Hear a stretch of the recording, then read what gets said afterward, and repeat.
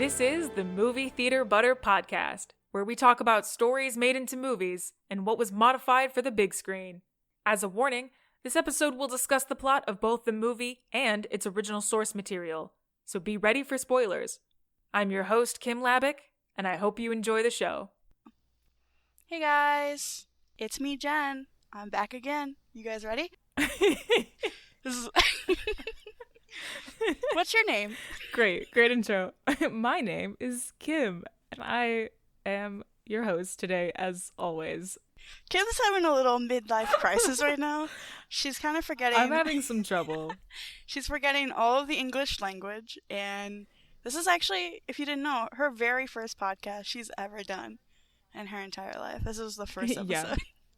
Not the 14th. Can you imagine? Yeah. Well, now when we both were starting to talk about like the specifics of a podcast, now I'm overthinking it, and now I'm like, God, what are the perfect words to say? Oh, no, don't do that. I don't know. It's just you and me. It's just you and me right now. You and me against the world, man. So today we're going to be talking about The Polar Express. Mm-hmm. The movie came out in 2004, and the animation is wild. Let's start off with a favorite quote or a moment. Jen, do you have something? I actually have both. Came a little over-prepared today, if you will. So my favorite quote is the part like towards the end when the conductor has his little watch and he's like, they're pulling up into the North Pole and he's like, we've made it, and with 5 minutes to spare, and then he just starts crying. That I relate to that. I have a question for you already. Do we ever figure out why 5 minutes lasts like an hour at the North Pole?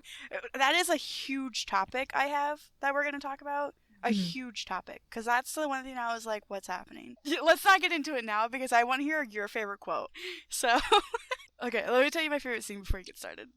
My favorite scene was, it's always been when the train's on the ice and like the ice is breaking and he's like, left, right, and then he starts saying these like random words. I love that scene. I don't know why. It's just so good. It's epic. Something I do want to talk about. No, you know what? Let's keep to schedule. I'll do my favorite moment first, and then we'll really dig into this. My favorite moment was when this little kid Billy, who's like the weird, like odd one out kind of thing. But my favorite moment is when he can't let go of his present. Oh, mood. He's like, they're trying to save him from being sucked into the big pile of presents, and he has one arm around the present, and then he has one arm being pulled up. It's like half his size. Let go of the present, give us your other arm, and he's like, I can't do it, and nobody tells him like, stop, you're gonna get the present tomorrow anyways. Like, right, like less than 24 hours, like. Exactly. Yeah, Billy, I like to call Buzzkill Billy. Or Billy the Buzzkill, sorry. He really is. He is. Like, anytime they're, like, saying something nice, he's like, Christmas just doesn't work for me, or something like that, or just doesn't... What does that even mean? Like, did his parents die at Christmas, maybe? That's why? Yes. Or, like, his dog died, or something? Like, he got it on Christmas Day, and then it died that afternoon? That's the only thing I can think of. Like... His mom cheated on his... dad with Santa. Yeah, it broke up their marriage. It's pretty tragic, actually. Then I get it. It's a spin-off story I just came up with now. Ooh. But yeah, that kid's the worst. Yeah. Well, no. Know-It-All Karen is the worst. His name is actually Know-It-All. Yes. In the credits, his name's actually Know-It-All. And I've decided to call him Know-It-All Karen. And he is the worst. Accurate. Like, he's so annoying. Very true, very true. Take a lovely long sip of your hot chocolate. Oh my God. I don't know what is wrong with me today. Your hot chocolate. Hot chocolate. So anyways, this know-it-all kid is the worst, you're saying? He's worse than Billy. Okay. Yeah. Like, I would agree. Yes. They're all kind of bad. You know, it's not really a scale between Billy the Buzzkill and Know-It-All Karen. It's more like a Venn diagram. They both have their own circle, but they do have a lot of things in similar. You know what I mean? Okay. They're both, right? The very first bulletin is ruins Christmas. It's definitely the first one. Wait, we could honestly argue that about pretty much any character in this world, in this universe of Polar Express. Every character ruins Christmas in some way, except for maybe like the conductor, like maybe Santa, and the conductor, because he's like maybe Santa and the conductor. Yeah. Do you want to do some history? Do you want to talk about the book a little bit? There's not too much history. The biggest thing that I want to touch on is the children's book. Obviously, is like the origin of this story. which was written and illustrated by Chris Van Allsburg and published in 1984. That's kind of like all the history that we have, because then the next big thing that we know is the 2004 Polar Express with the terrifying animation. Okay, I want to talk to you about this. So you've played Beyond Two Souls, right? Yeah. Mm-hmm. Tell me that does not look exactly like it this movie. does. Yeah, it does seem very similar for sure. Yeah, I can definitely. It's a great game, and I would love like a Polar Express game, but as a movie, it's very off-putting. There is a Polar Express game. What? There's a PS like with this animation style? I don't know. I know it was on the PS1 or 2, but yeah, I heard it was a bad game. So rest in peace, little guy. You tried. Rest in peace, little guy. So, what would you think? Like, what do you think is the biggest like compare or contrast? Because I have a lot of contrasts more than compare to the story, which is weird because the book is very similar to the movie. Like the dialogue is like exactly the same, but there were a lot that were like. I don't know how to segue into it. It's okay. We're both having a day. We're both having a great day with words. Yeah, it's very late here. I'm hoping everybody listening can follow us. It's very late for you. It's like 6 for me. Yeah. Whatever. It's fine. And I'm drinking some hot cocoa. So things are weird. My first question will have to begin at, why do they take the roof of the train to get to the front of the train? Like after I call her Hero Girl, I believe. She doesn't have a name. That's her name technically. Yeah. Why do they take the top of the train to get to the front? So here's my thing, and I will answer your question with a very overall thought process about the way that they adapted this children's book into a film. First of all, the children's book is very short. It is. You know, a lot of the things that happen in the film don't happen in the book because they had to kind of fill time. And that is... I don't want to say that's where they went wrong, because I still think the movie's fun and it's good for kids and stuff. But I think it just wasn't all that it could have been, I guess. Because, so for instance, what you're saying, they try and take the top of the train. Like they hop on the top of the train to get to the front of the train. Mm-hmm. That scene is weird for so many reasons. Let's begin. Where do we even begin with that? The way that this whole interaction begins is the main character kid, Hero Boy, his name is. Hero Boy, yes. Yeah. Hero Boy, as we'll call him, tries to get Hero Girl her ticket because Hero Girl went with the conductor to go give hot chocolate to the little kid in the back car. Billy, yeah. And, like, the second that they both leave for that, just to go to the back car and give this kid hot cocoa, Hero Kid, he's like, oh my gosh, she forgot her ticket and it's so important. Let me grab her ticket and give it to her. And I'm like... First of all, why? They're going to come right back. Like, they're all on the train. And so that just sets off this chain of events where he, like, is trying to give her the ticket. And then he, you know, bursts out the back door.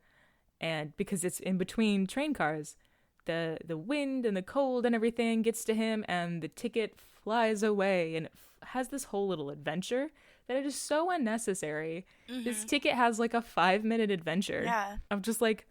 oh no, it's going here, and it's going there, and it's going there. Like, just to fill time. And then eventually, it comes back, somehow, through the bottom of the train. No, it comes back by the spirit of Christmas. What are you talking about? By the... oh, fuck off. By the power vested in Santa, it came back. Santa Claus is watching over the Polar Express at all moments, and he has... airbending powers to be able to stay with me. One could say Santa is the Polar Express. That's disgusting, and I resent that you ever said that. Although it would make sense for how speedy he gets the presents out. When this whole ticket thing happens and he gets to the other cart, they like have run off, and the main character is like worried that they fell. She like got thrown off the train because she didn't have her ticket. I don't know why he's thinking this. He's crazy. And then that's when he finds out. He like goes to the top of the train, and apparently, like you're saying, yeah, they tried to take the top of the train to like get to the front. Well, continue. My theory is that They were trying to sell the Polar Express to be like a roller coaster, because a lot of the scenes, it was very roller coaster like the downhills and the uphills. Yes. So I think they brought him up there so they could give him more of an external look, because they were kind of hoping that it would turn into a roller coaster based off that movie, and they could probably make some more money off of it. And also for like Scrooge's character, which is another thing that wasn't in the book, but they brought it back into this one, which is he's supposed to be like the ghost of Christmas Past, right? Because the story is supposed to be like based kind of like Christmas Carol. What? I was reading about this, and it said that this was kind of the director's like attempt at the Christmas Carol. So the Scrooge was supposed to be like Christmas Past or whatever. I hate that. Yeah, they couldn't just make it an original story or anything, right? Yeah, right? That's wild. We literally already have so many. Hang on. Small rant here. But like, I was going to possibly do a Christmas Carol episode because it's like very well known. Obviously, it's an adaptation because it started off as a book, blah, blah, blah. The reason that I didn't was there are so many different adaptations of that in like films and TV and plays, musicals, all that. There's so many different variations of that already that I was just like, that's too much, overdone, and I just don't want to handle that. So it kind of sucks that they kind of wanted this story to go in that direction, because it's like, dude, we already have that. I like it better as its own story than trying to play it off as like another popular story with like their own twist type deal. So, because I've never seen this movie and thought, oh, Christmas Carol. So, except for that one moment that they have in the movie where there's like, they go to like the cart that has a bunch of old recycled toys. Yeah, yeah. One of the toys is like a puppet of actual Scrooge. And he's like, you're like a Scrooge like me. You don't believe. You don't believe.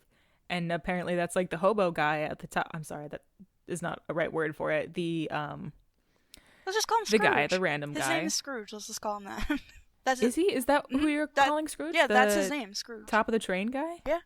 Oh, okay. So he is operating Puppet Scrooge. Scrooge is operating Puppet Scrooge.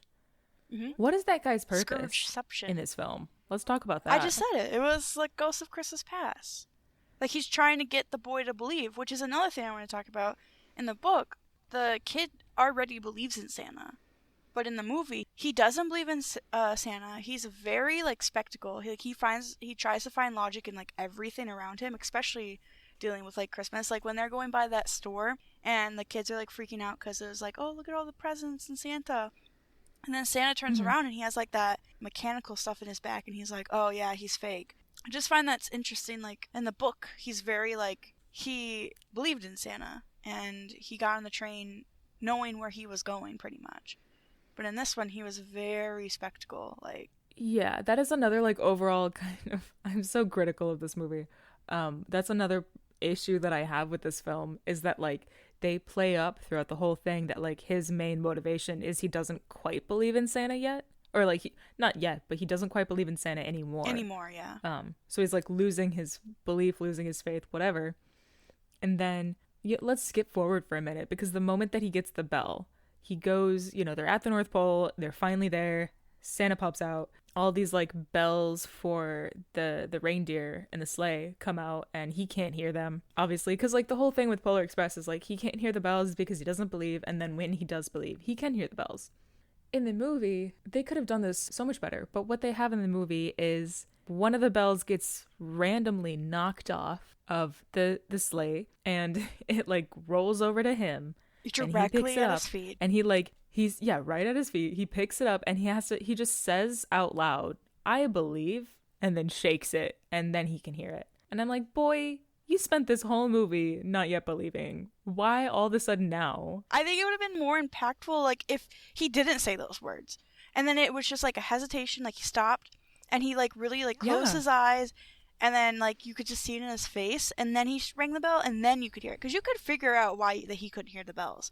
You couldn't figure out that, oh, it's because he doesn't believe. Mm-hmm. So I think it would have been better if he just didn't say anything. Like most men shouldn't say anything. I agree with you on that part. I don't agree with the fact that we should have been able to see it on his face, only because, like, there was next to no facial expressions in these weird animated faces. That's true. And that, like, creeped me out in a lot of ways. And it was hard to tell what was going on sometimes. Yeah, I didn't know that this movie was a live-action motion style. Like, the kids were like actual kids that they did like motions animation on. Yeah, actually, this was one of the first movies to do that. One of the first movies to do motion capture from actors and then put it into like an animated sense. I don't know if it was the first, but it was definitely one of the first, especially because, again, it came out in 2004. And that was sort of the time that Hollywood was getting that technology and being able to be like, ooh, we can use this before, you know, Avatar came out and just blew us all out of the water. Right. Another thing that I wish that they would have done a little different is his robe.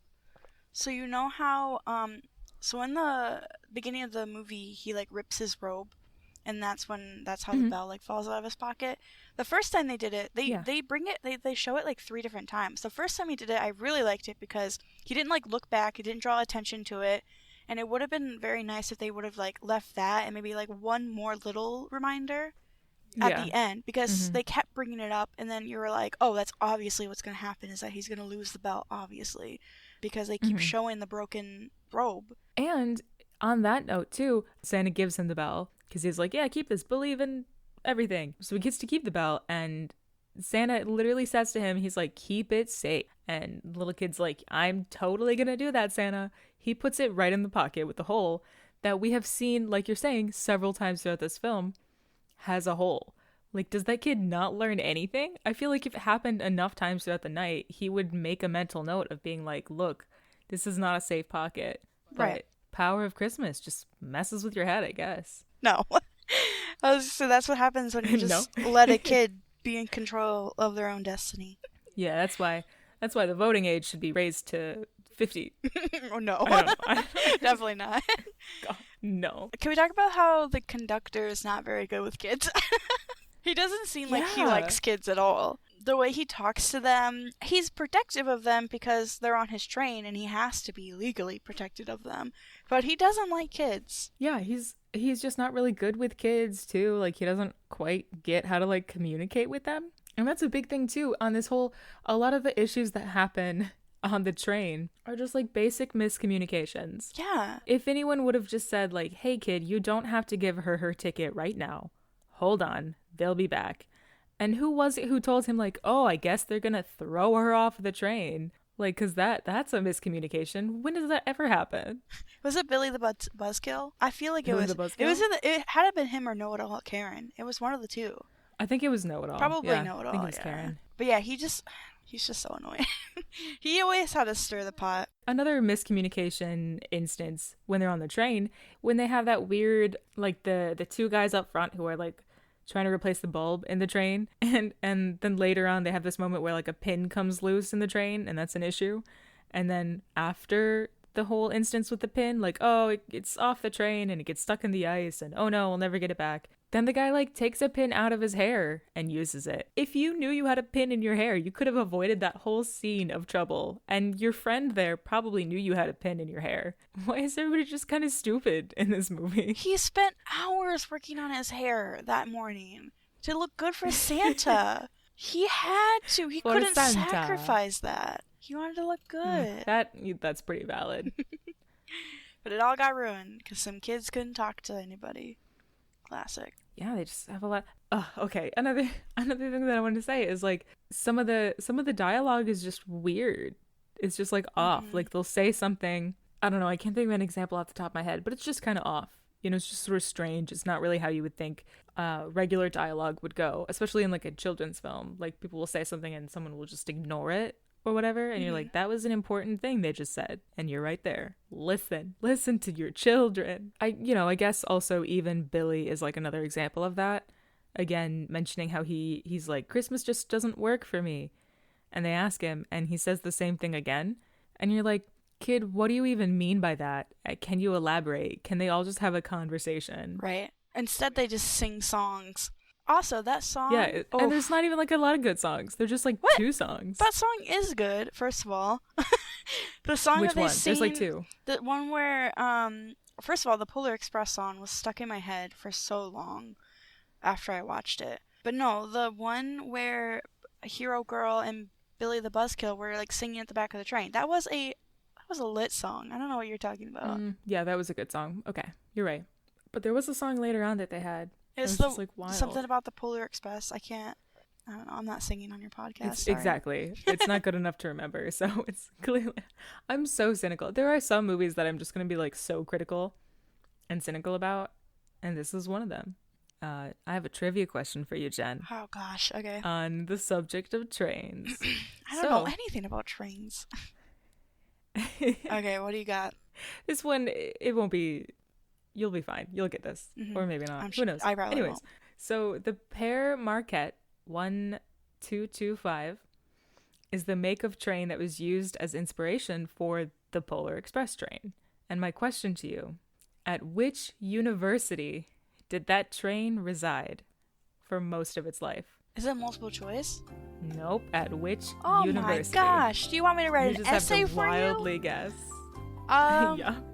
Just start guessing. Is it in North America at least? Yes. I'm going to say somewhere in Alaska. No, definitely not. Give me 2 more answers. Okay, can I just give you states? Yeah, go for it. New York. Somewhere in New York. Nope. And then, how about Chicago then?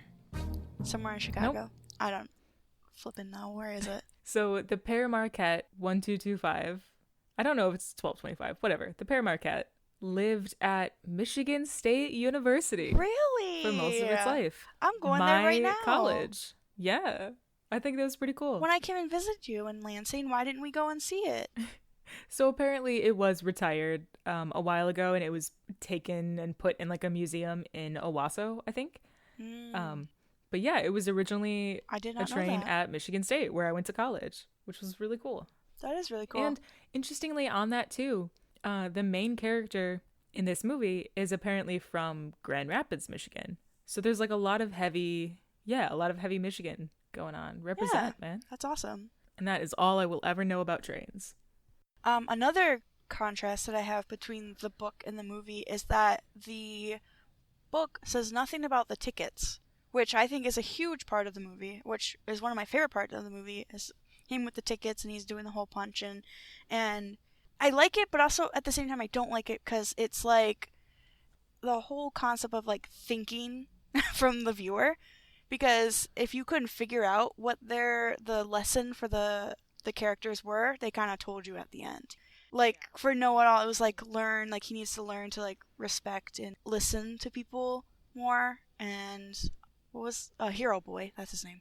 His was Believe, right? Mm-hmm. Like him learning to believe in Santa and all this. So I like it and I don't like it at the same time. It's a bittersweet kind of thing. Yeah, it's like a very cute visual idea. I think the actual execution was kind of not the best. And again, that whole moment again where the ticket has like a 5-minute scene of just wandering around outside of the train. I like how they did at the beginning, like they got on the train and they started their process of like what they're going to learn on this journey, and it's like they don't know, but they have like an idea, and then at the end they use the same ticket to get back on the train, and then they finish what they learned, like type deal. You know what else I have a problem with?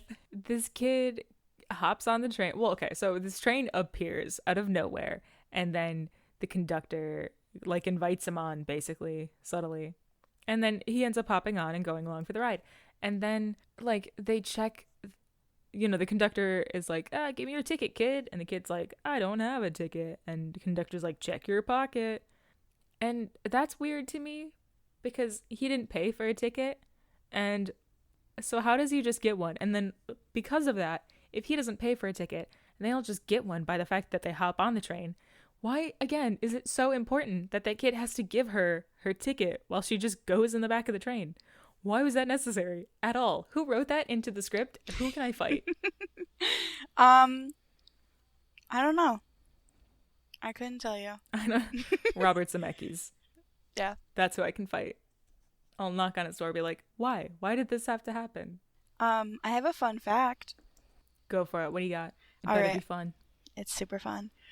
So Tom Hanks played 7 of the characters in the movie and was also the executive producer of the movie. Damn, just writing his own paycheck. Yeah. He played, which, now that I know the list, I can definitely hear his voice. But if I didn't know, I honestly wouldn't have been able to tell. So he played Hero Boy. Are you serious? What? Well, yeah, of course. He was like the narrator, and then he was the conductor, and then he was I think possibly also Scrooge, and then I think he might have also been Santa and just putting on like an accent. Oh, I can't think of the other ones. This should have been a trivia question, but I definitely could tell that like Tom Hanks was everyone. Yeah. Well, I haven't seen it since I was little, so I probably didn't even know who Tom Hanks was when I was little. Fair. Since I watched it again, I was able to pick it up. The other one was he was the dad to the hero boy. He played that voice too. I wonder why they wanted him to play so many different characters. He probably was like, I just love Christmas, and I love this movie, so I'm gonna do it. The other fun fact I had was that Josh Hutcherson was in this movie. And that's all that matters. What? Yeah. Where? He's the motion guy Elf? for... No, ew. We're going to talk about the elves. I literally can't stand the elves in this movie. We're going to talk about it in a second. Well, let me finish this thought. Yes. Okay, so no, he was like the kid that they motion censored to be in the movie. Like, and I could easily tell because the kid looks just like Josh Hutcherson. Don't make that face at me. Are you kidding me? That's a joke, right? No, he's in it. You What? can look it up right now. You don't think I'm going to know anything about Josh Hutcherson? Are you kidding me? No, I mean, are you joking about the fact that you think he looks like that kid? He does. Like, the way he... That's like, an insult to Josh Hutcherson. No. Josh I mean, like... Hutcherson's adorable face. No, I mean, like, the way he, like, moves and, like his facial structure. I can see it. Like, I can see little Josh Hutcherson in. Damn, now I want to rewatch it and just think of Josh Hutcherson.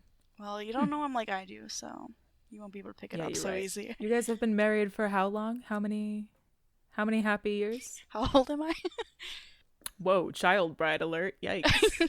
It's okay. He was a kid too, so it's fine. You got married when you were born? Yes. They were just like, here's a ring. You're done. Can we go back to the elves now? Because I hated them so much. Oh, the one quick overall thing I want to say about that. So remember how we started this off and we're like, everybody in this movie ruins Christmas? Yeah. I want to include all of the elves in that. All of the elves ruin Christmas. And why I say that is specifically the moment where Santa comes out and everyone's like super psyched. And these elves literally like work with him all the time. He's their boss. They live with him. He's in the city that they live in. And these elves go crazy and they stack on top of each other and block everyone's view. Right. From seeing Santa Claus. The kids that came hours to get here to see Santa and they're just in the way. Yeah. Ruining Christmas. God dang it. Damn those elves. So I have a question. I didn't really think about until I watched this movie, and now I'm actually curious. Do elves smoke? Oh, because is that because of their voice? Because their voices sounds like a man that's been chain smoking for 11,000 years. Okay, it's disgusting. Why did they do that to them? They really do.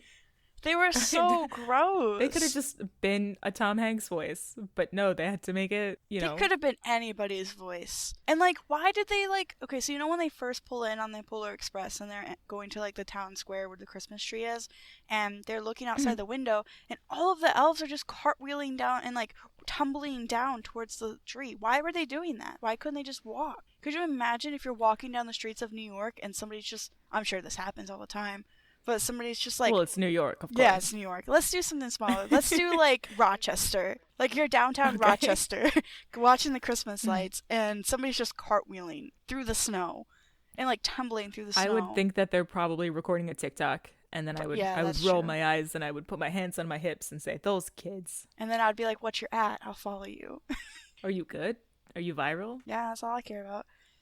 Yeah, that really bothered me. I just hated the elves so much. Yeah, they're obnoxious. They're not cute at all. They're just like there. They were very small. I will give them that. And even when that little kid, Billy, still can't let go of his present at the end of the thing, and the elves like stack on top of each other, they're like, give us the present. We'll put it back in the bag. And he's like, no, I don't want to do that. No, you need to do a deeper voice.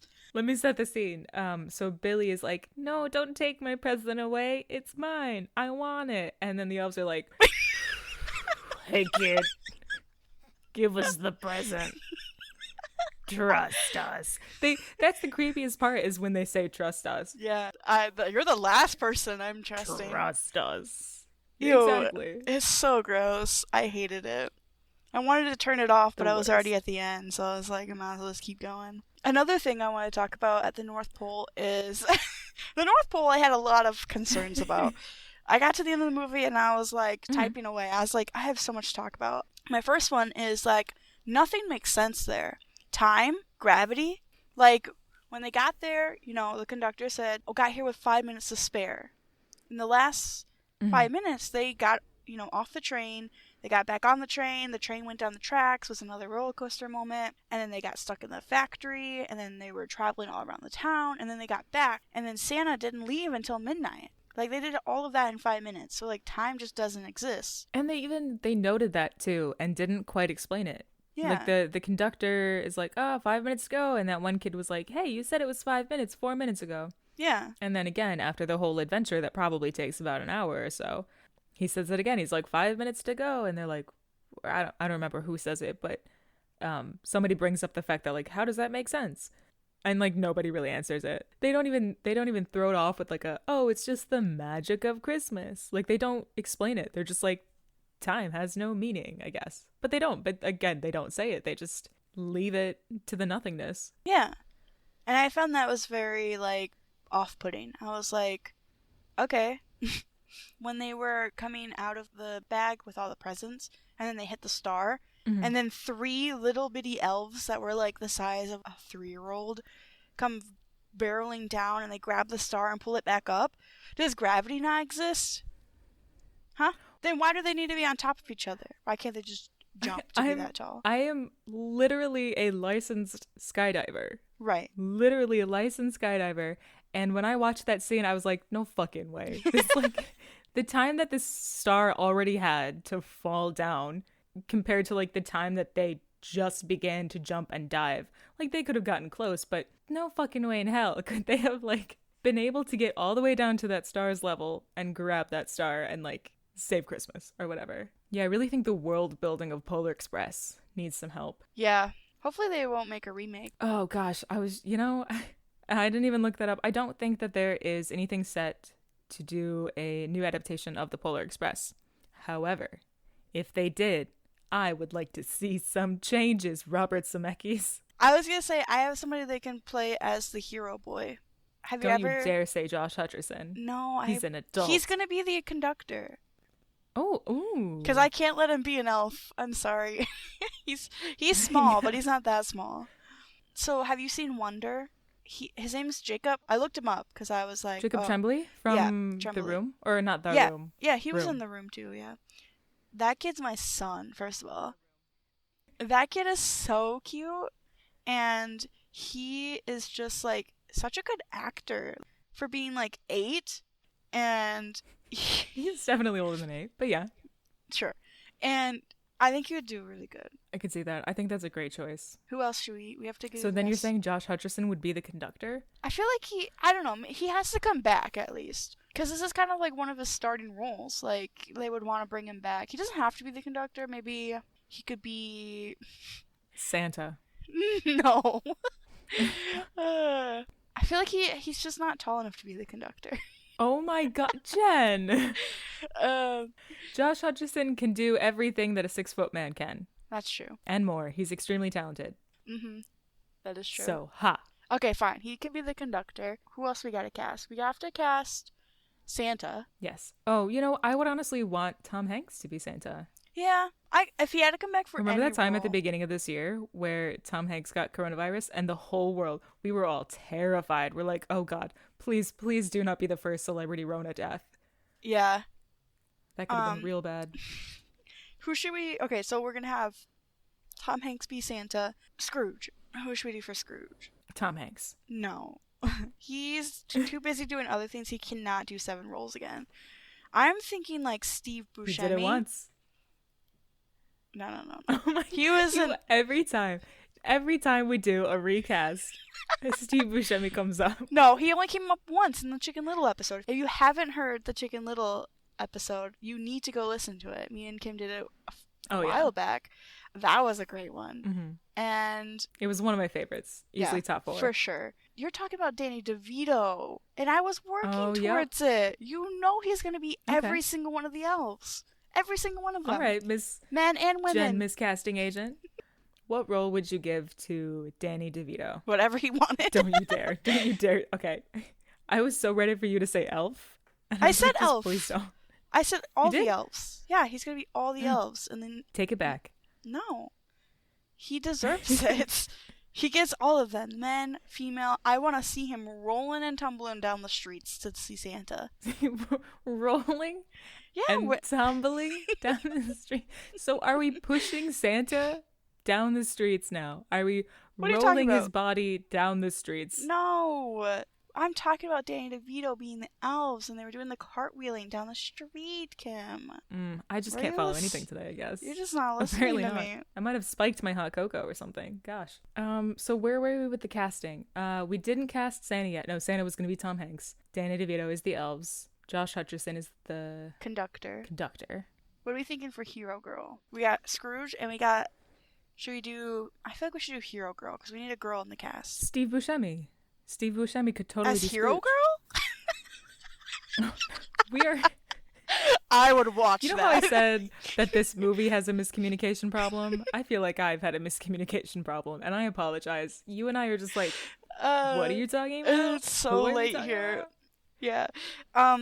Okay, no, Hero Girl. Steve Buscemi. Steve Buscemi. I'm just imagining Steve Buscemi being like a very super genuine young woman of color in a nightgown. And that sounds extraordinarily offensive on so many levels, and let's not cast it that way. Okay, who should we do then? I'm trying to think. I really don't know a lot of like young actors, so it's hard to think what. I keep thinking of like young actresses, but I keep thinking of them from like a long time ago. Like the girl from Hairspray. What's her name? She would be really good. Little Inette? See, I was currently thinking of the actress who played Rue. Oh, yeah, that would be good. Amanda Stenberg. But also, when that movie came out, that was a few years ago. Taylor Parks is like 20 now. See, that's why I'm having an issue to think of somebody, because I don't know young actors and actresses. Well, and, you know, we didn't even say this in the beginning, but I think we should make this clear. This will be a live-action Polar Express. Yes. This not would be... animated, correct? Yeah. Yes, yeah. No, please, no more animation. I love animation, don't get me wrong, but I can't do any more of that animation. Agreed. So what did you think of that hot cocoa scene? Because I thought it was a bit extreme. Not gonna lie, I had a significant amount of anxiety watching that hot cocoa scene. Not only for the fact that they are dancing around a moving train with very delicate cups of hot chocolate, but just the fact that like they were singing really loudly, and they just came out of nowhere. Nobody asked them to do this. Nobody wanted the entertainment for the night. They were on the table with their shoes. They're giving everybody hot chocolate. They don't even ask anybody if they have like a dietary restriction. They just give them whatever the heck. Right. No one cares. And it's just uncomfortable for everyone. I'm an introvert. It would have been really uncomfortable. This whole process would have been really uncomfortable. Yeah, so I hated it, Jen. That's my answer. I thought it was just too much. Okay, so I guess there was 3 musical scenes. So this is technically a musical. Right. So Polar Express will be on Broadway coming soon. I would be surprised if it wasn't. That's something that I should know and be able to give to our audience right now as a piece of information. I don't have it. I'm shocked it's not Polar Express on ice. I just pictured somebody wearing a train costume and trying to Me too. get around. It'd be multiple people carrying just a train. Okay, would you be the engine or would you be the caboose? Oh my god, I can't believe you would ask me that.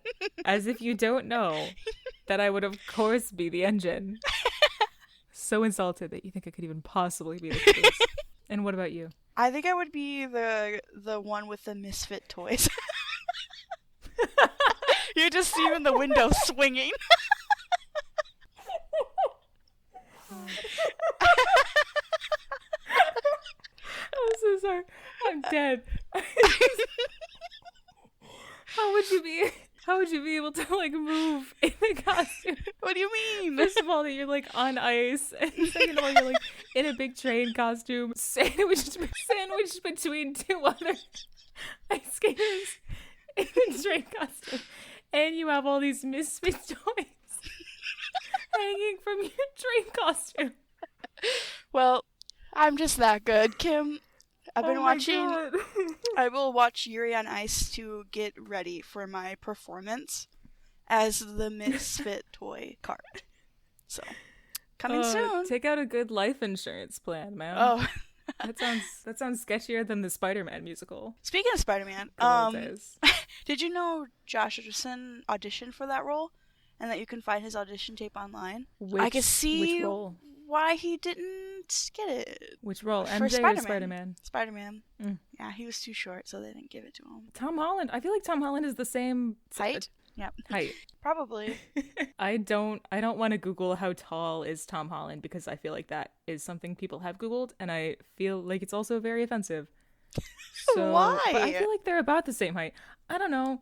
It just, in society we still have, unfortunately, a great amount of men and a great amount of women still have this concept that, like, a man's height matters and, like, no one cares. Somebody just wants to make a life-size cutout of him, and they're just actually, like, interested in knowing how tall he was. Then that's just kind of creepy.